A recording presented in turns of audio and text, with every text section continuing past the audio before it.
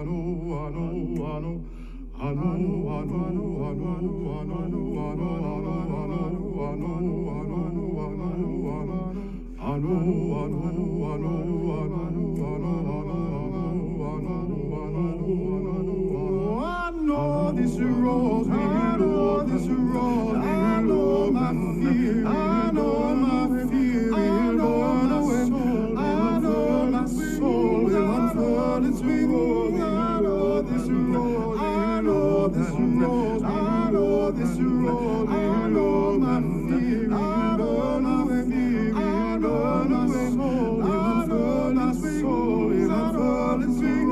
I know this rose, I know this rose.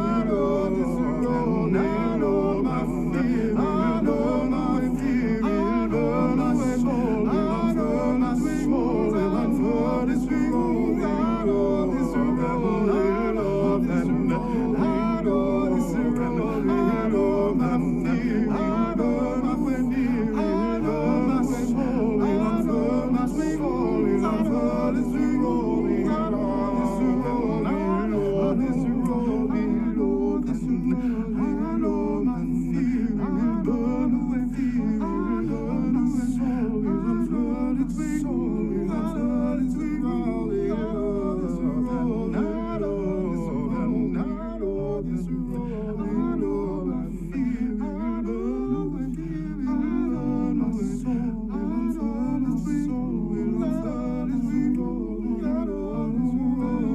open this road, open. Open, fear, open, soul will unfold its wings. All this rose will open.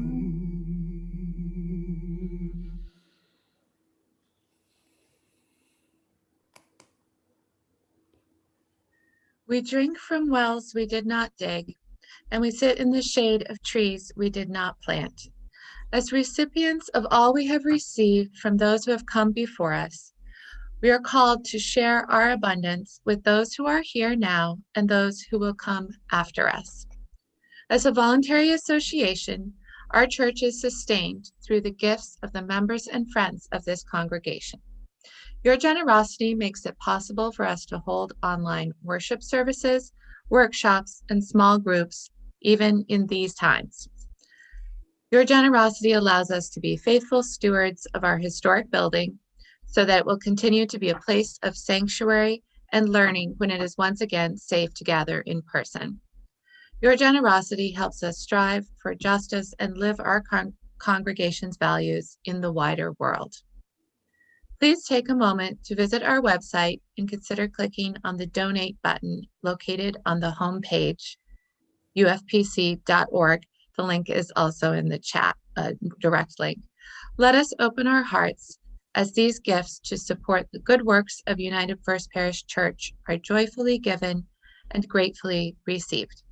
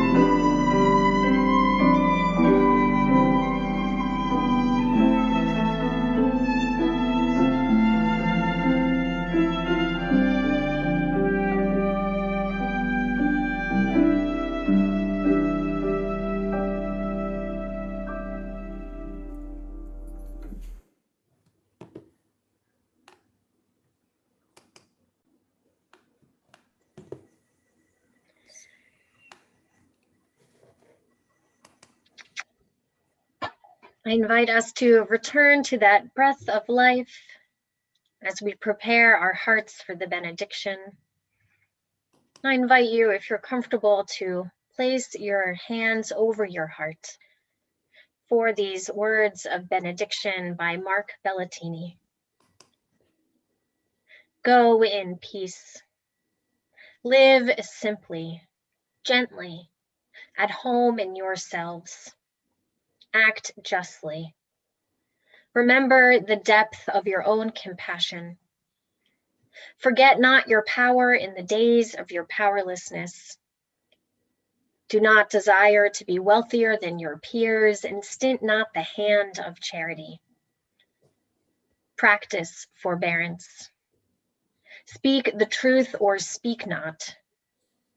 Take care of yourselves as bodies, for you are a good gift. Crave peace for all the people in the world, beginning with yourselves, and go as you go, with that dream of peace alive in your heart. May we go in peace and go in love to be a blessing to the world. Amen. Please join me in singing our chalice extinguishing song, Carry the Flame.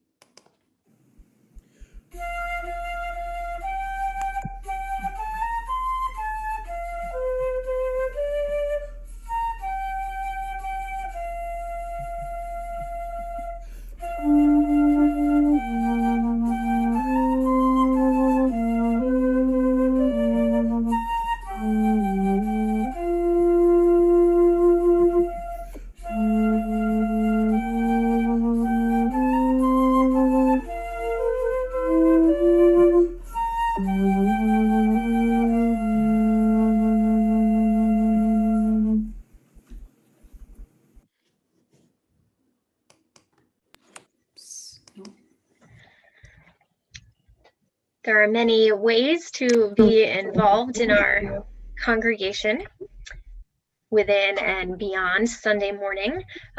First, I want to thank Sarah Belford and Elizabeth Black for jumping right into being part of our worship Zoom team. Yeah. And you too are more than welcome to join our worship Zoom team. There's various roles within it, from being our greeter, posting things in the chat, to our usher managing the waiting room, to sharing slides as part of the screen shares, and more. So you can contact me if you'd like to join our worship Zoom team.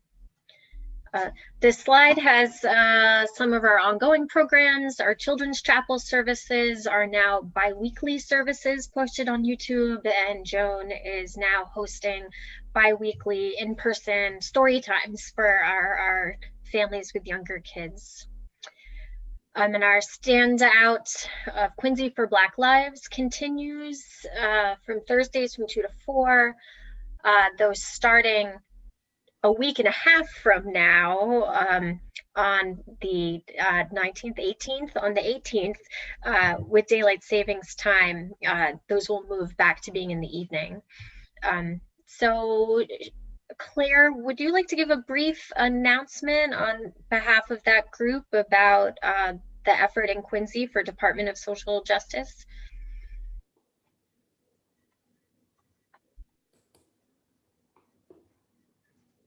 Let's make sure. Hold on. There you go. Try again. Hello. Yeah. Yes. The City Council did a lot of work starting this past summer to talk with all the citizens, or making themselves available to all the citizens, to find out what this city needed to go forward after our vigil last summer following the death of George Floyd. In January, they passed an ordinance to create a Department of Social Justice and Equity. That had a lot of support. It passed 8-1. But under the rules of how the city government is organized, the mayor can either choose to accept that ordinance and fund it and create the department, or he could choose not to fund it and not create that department. On February 28th, he had a very long interview in the Quincy Sun where he repeated several times throughout that he didn't believe there was a need. He didn't believe there was a need for this department in this city. So now it's up to the citizens to try and demonstrate if we truly believe that this city can benefit by having a designated Department of Social Justice and Equity. It, so far under the ordinance, includes only one employee. So I am urging you, if you believe in this cause, if you believe in this initiative, please contact the mayor, please contact your ward councilors, and please contact the at-large councilors too. The councilors are quite discouraged by this obstruction. The mayor needs to know that this matters. And so I want to urge everybody to own their own little bit of power all together. It adds up and it's meaningful. And this way we can live out our own UU values of dedication to the democratic process and to our commitment to justice, compassion, and peace. So thank you. Thank you. And our today, we'll go back one, Joan. It's our second week doing announcement slides. Today being the first Sunday of the month, we have our writing group meeting at noon. Jim is nodding, right here in this Zoom room, so the same link. And looking ahead to next week is the time change, earlier than it was when many of us were growing up. So spring your clocks forward 1 week. Oh my goodness, Rebecca. Spring your clocks forward 1 hour, or else you will be late to worship and will miss next week's worship service, where I will be returning to our UFP sanctuary to preach from the sanctuary for the remainder of our online services. So please spring your clocks forward 1 week so you can come to next Sunday's service. Sarah also noticed that it's Pi Day, so that you can come to next Sunday's service, where we will be commemorating our 1 year of virtual church. And of course, save the date for our sweet and savory auction and variety show and spring fling hat or headdress contest. Here's the slide about that. Stay tuned to your email for all sorts of opportunities to make your own hat. Florence Noonan is organizing a Zoom session for hat making. And I believe that this week, the silent auction is going live. Can I get... The silent auction is live now. Oh, okay. And I'm happy to share the URL with everybody, and Jamie's putting it into the chat. Oh, wonderful. Wait, you guys muted yourselves. Okay, keep going. Okay, it is galabid.com/UFPC silent auction. And we've got 14 items highlighted with more to come, but it really looks terrific. And I encourage everybody to go in and register. And the silent auction website will be live through the event on March 20th. And of course, go to the ufpc.org donate page to get your link for $5 for admission to the Zoom event. It's going to be a great time, and we're looking forward to everybody participating. Wonderful. Thank you, Jim. Thank you. Yeah, it's been great to have so many people step up to coordinate or to donate sweet or savory items. And this next round before March 20th is us inviting folks to the silent auction, inviting folks to attend the event. So stay tuned to your email for further information to send to your friends and family, and of course for your own participation. Well, coming right up now is our virtual social hour. We invite everyone to stay. Joan is going to set up 2 breakout groups. This is an opportunity for unstructured conversation and connection. So please do accept the invitation to join a breakout group so we can continue conversating.